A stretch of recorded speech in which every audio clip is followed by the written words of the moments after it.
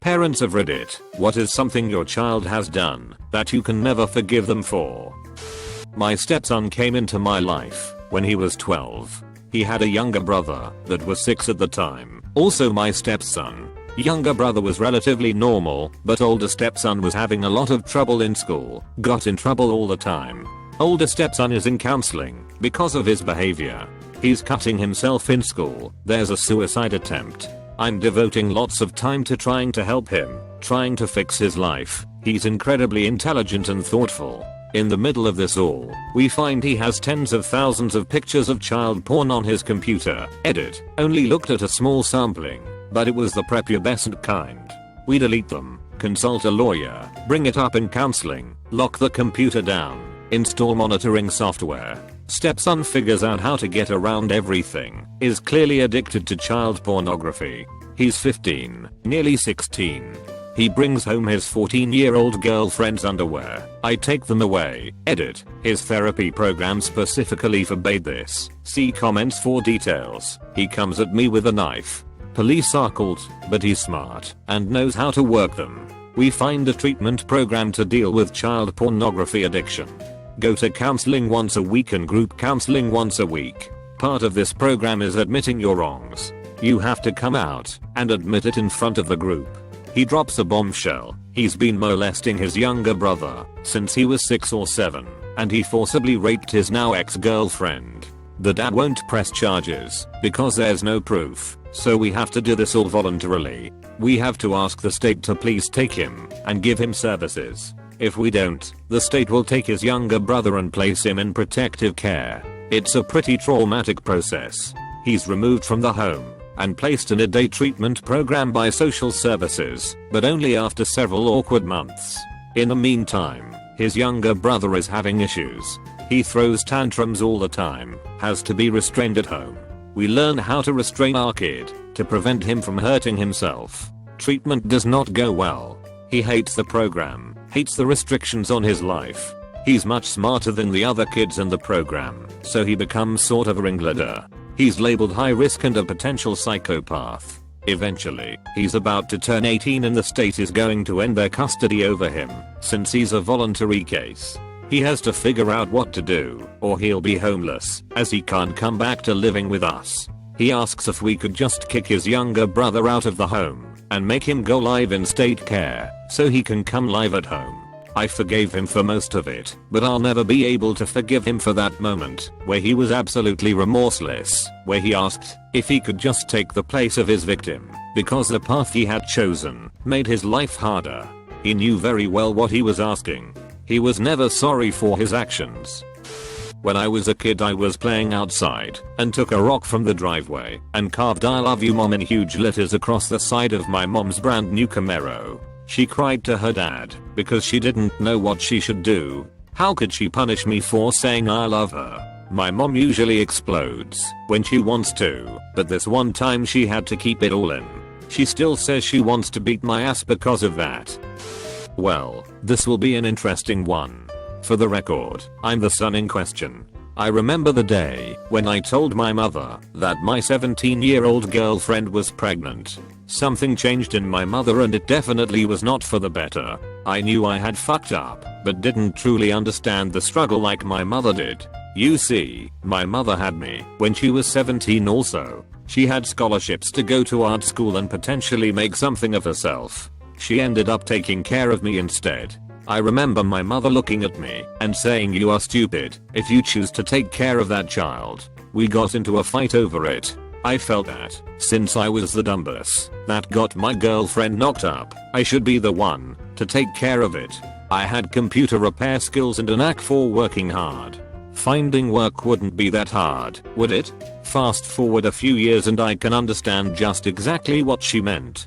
Please note, I do love my children every single day and wouldn't trade them for anything. I spent those years watching as all my friends grow further away from me. Most got distant and didn't want to talk to a guy who had 2 jobs and a kid. I was a buzzkill for most of them. I struggled and pushed through everything that I had to take care of her. I honestly wasn't sure if I was going to make it for a while. 2 jobs making minimum wage isn't enough to afford daycare and a 1-bedroom apartment here in Iowa. I feel I lost a portion of my sanity through those times. I spent most of it wondering what life would be like if I gave her up for adoption and had done what my mother suggested. Would I be happier? I would have graduated and have a job making significantly more money than I do now. I did eventually prosper, but my mother and I have never been the same. She lost custody of me when she was younger because she couldn't keep up. She was definitely proud of me when I received my degree and got a real job. It took 6 years to do what would have taken 2. I still did it though. My mother was never going to forgive me for putting myself through exactly what she went through. I proved her wrong nonetheless. Just because you are destined to fail doesn't mean you will. I have a second beautiful daughter and a wonderful girlfriend whom I plan on marrying next year. This story is kinda the opposite of the question. My mother forgave me for something I never thought she would. This was a few years ago. I had lost my job and was going broke quickly. I needed money for rent and bills, and I really had nowhere to turn. One day I just panicked and committed an armed robbery to get a few bucks. I figured that if I wasn't caught immediately, I would get away with it. 5 days later the police are at my door. They take me to the station and charge me with robbery. I deny everything, but all I could think of was that the next few years would be in prison. I had only spent 5 days in jail previously for a DUI to this event. When they booked me finally they told me I could make one phone call. The only number I knew was my mother's. It's been the same since I was a kid. I turned the call down. I was too embarrassed. A few days later I had to go to medical for a physical. The nurse asks if anyone knows I'm in jail. I don't know why I told her, but I mentioned that I chickened out of calling my mom. She points to a phone in the office and tells her I can call her now. I just remember the phone ringing and hoping to God she wasn't home, but she was. I expected her to disown me, but she just seemed more concerned about my safety and if I needed anything. She said she would be proud of me, no matter what I did. The next day the jail tells me I have a visitor. I walk in and there is my mom. She starts crying and just smiles. She tells me that she's happy to see me and that she put $100 on my books so I can buy some supplies because she knows no one else would do it for me. My mother visited me once a month for 2 years. I received cards weekly, and even when I told her to stop sending money I would get a random $50. I guess the point is she never gave up on me. My mother and I talk all the time, more than before. I still get cards about once a month with a note inside reminding me how proud she is of me. Don't have kids yet, but I can share something that I did that my parents have never forgiven me for. I won't even use a throwaway. I got my parents in trouble with the police and child services when I was 7. About 20 years ago give or take. I was in the 4th grade, living in a medium-sized town in New Jersey. I'm a first-generation Chinese American. Both my parents are from Hong Kong and moved to the States in their teens. I was a super hyper kid. Both my parents worked in Nick and came home late. They didn't have the time to take me to Pee Wee soccer or Pop Warner football. So, I was always the disruptive kid in class, as school was my only real outlet for socialization. To all the kids who grew up with their parents throwing around a football or a baseball, Thanksgiving dinners, Christmas presents, yeah, I wished I had parents like yours. Anyway, my parents are both very traditional immigrant Chinese people. So when I was bad, my parents used to discipline me. I didn't know any different at the time. My father used to use this bamboo stick or the handle of a feather duster to do it. I just thought that everyone went through the same thing. Well, one day at school, a teacher got wind of it. I don't remember how exactly. Maybe they saw a bruise. Maybe I mentioned something. Maybe I wanted the attention.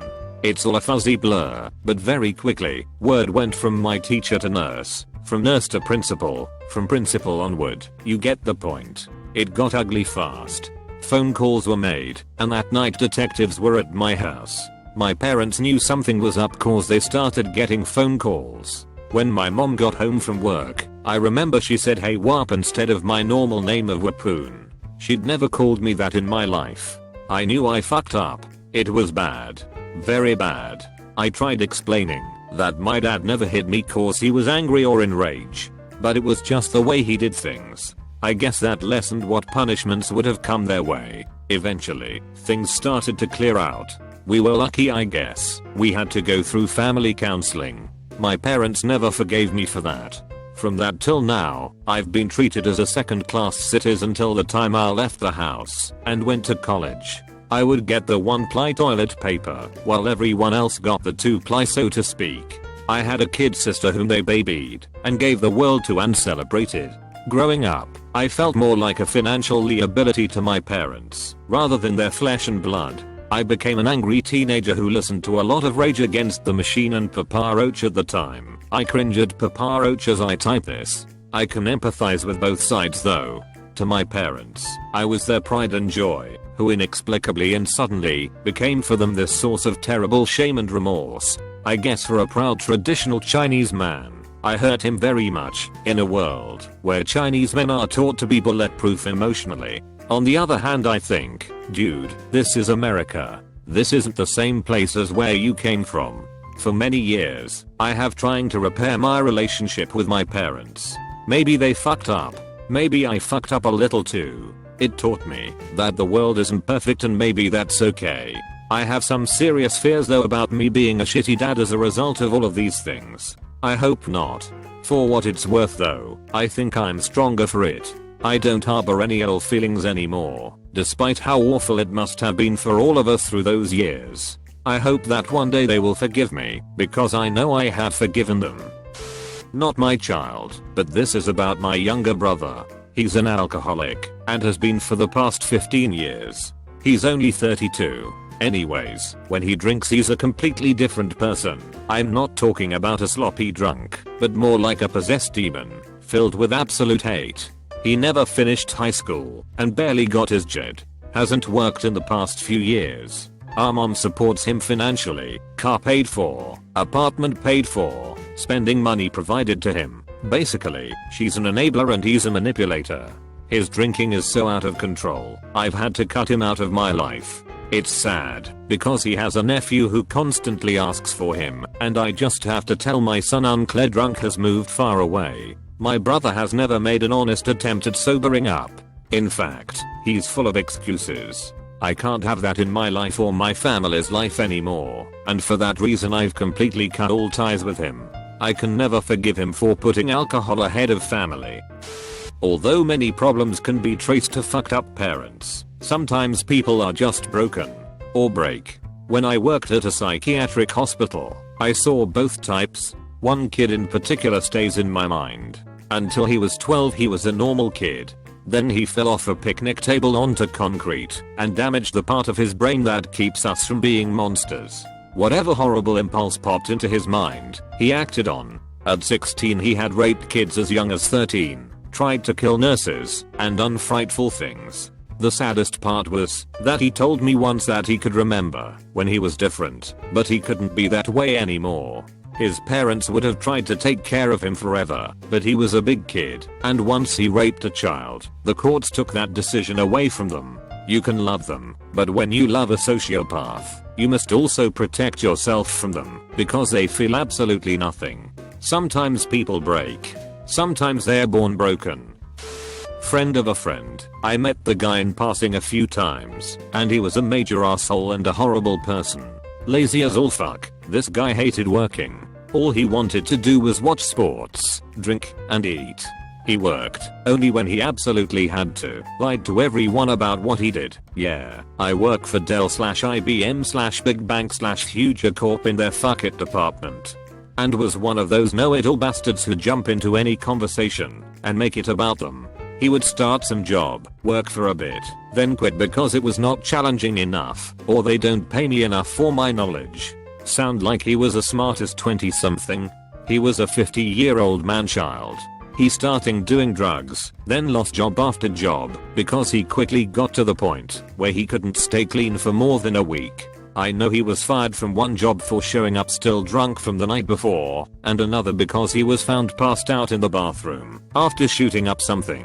Started to sell drugs to try and make money, got involved with a LTR with a prostitute.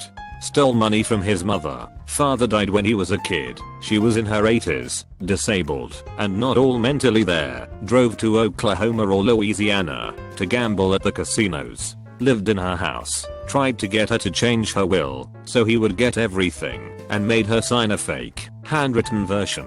Abused her. Tried to sell the house in some shady mortgage deal and get power of attorney over her. She wasn't really in a mental or physical state to do much other than sit in her chair and cry all day. It didn't help that the hooker girlfriend would sometimes bring Johns to the house when he was there, and when he wasn't, the rest of the family tried to do everything they could to get rid of him, and his sister was finally able to get power of attorney over her only a week or two before she died. Even though they got her into a nursing home, she declined quickly. Afterwards he wasn't supposed to get the house, but he refused to leave. He basically started to hoard crap inside and barricaded himself in while the family was trying to get him to leave. The police wouldn't get involved. Don't know why. Less than 6 months after his mother died, he was killed, or died of a heart attack, or something. Remember the prostitute girlfriend? Yeah, she and her 21-year-old son showed up one day and beat him to death.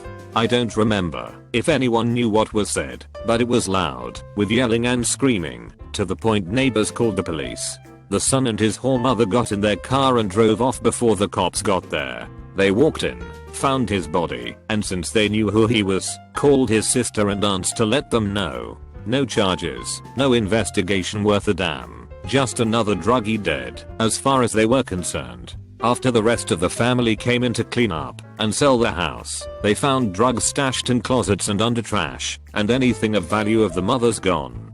Family heirlooms like jewelry and furniture weren't where it had been for 50 plus years. No one knew if he had sold it all before, or if the hooker girlfriend stole it when they killed him.